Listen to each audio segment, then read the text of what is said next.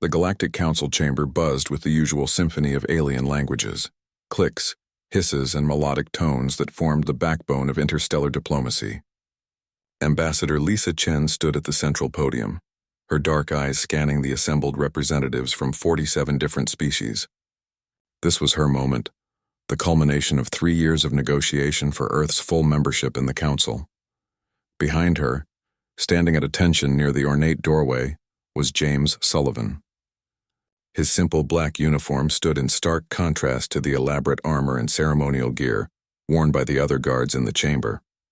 No plasma shields, no graviton field generators, no neural enhancement implants, just a human in basic tactical gear with what appeared to be primitive kinetic weapons holstered at his sides.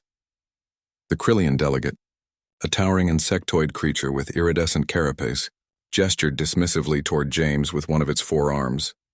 "The human brings shame to this sacred hall," it chittered through its translator. "A guard without proper augmentation? Without energy shields? How primitive." A ripple of agreement, or what passed for laughter among the assembled species, echoed through the chamber. The Vraxian observer, a being of pure crystalline consciousness inhabiting a synthetic body, pulsed with amused colors. "Humans," its synthesized voice droned, always insisting on their quaint traditions. One wonders why they even bother with physical security when proper force fields would suffice. Lisa's jaw tightened, but she maintained her composure.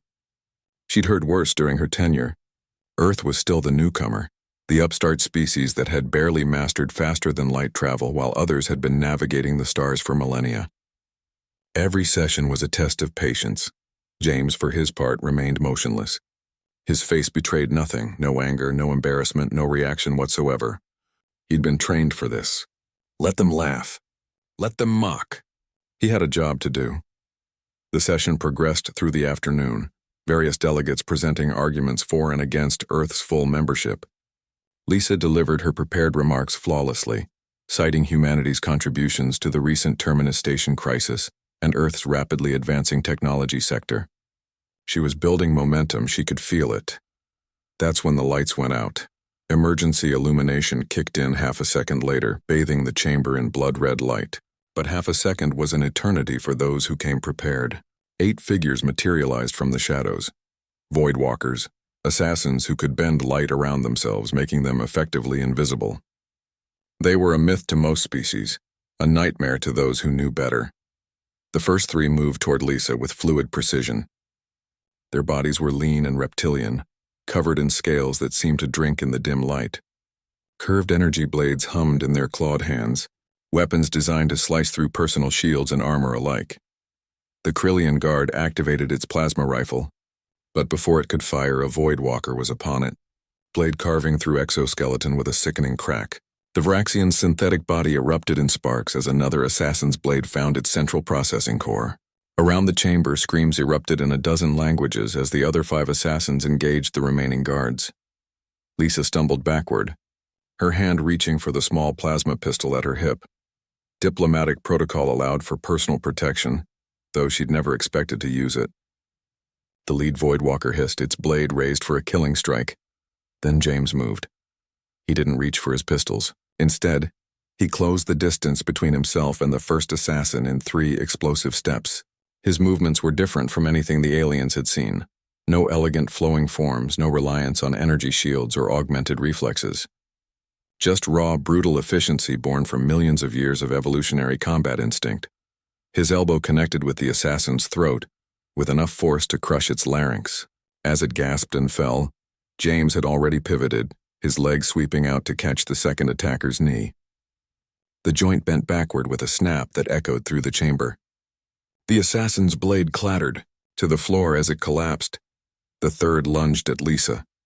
James grabbed a ceremonial staff from a nearby fallen guard, some species equivalent, of an honor weapon and hurled it like a javelin. It struck the assassin's shoulder, throwing off its attack just enough for James to reach it. His fist drove into the creature's solar plexus. Then his other hand grabbed its head and slammed it down onto his rising knee. 3 down in less than 10 seconds. The remaining 5 Voidwalkers abandoned their other targets, converging on James. This was unprecedented. Guards were supposed to rely on their technology, their weapons, their shields. This human was fighting like a predator, like something primal and dangerous. James finally drew his weapons, not plasma rifles or particle beams, but two simple ballistic pistols. The aliens had mocked them as relics, curiosities from a less civilized age. They didn't understand that humans had spent centuries perfecting the art of projectile warfare. He fired. The sound was different from energy weapons, sharper, more visceral. Each shot was a precisely placed piece of metal traveling at supersonic speed.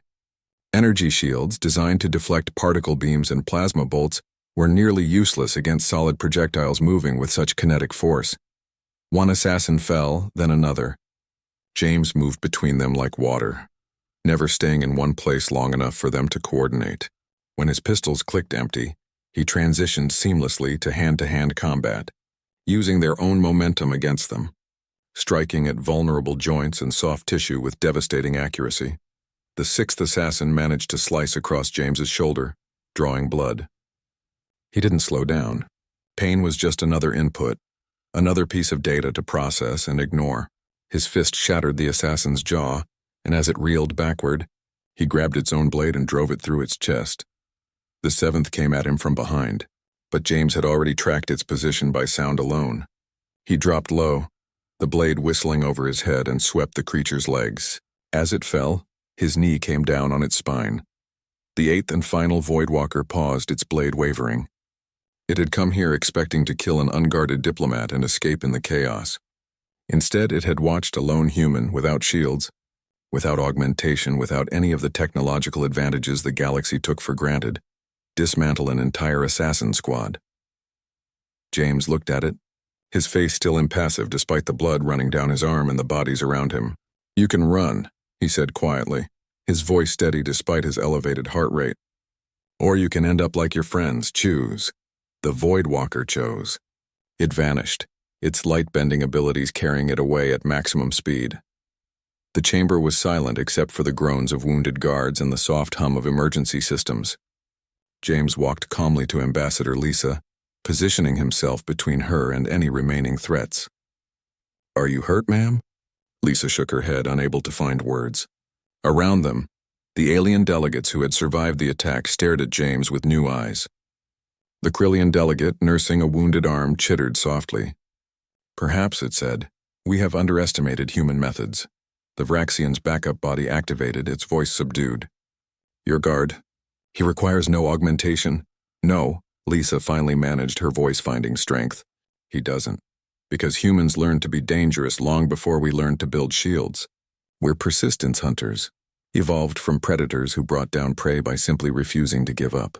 Every human carries millions of years of survival instinct in their genes." She looked at James with profound respect.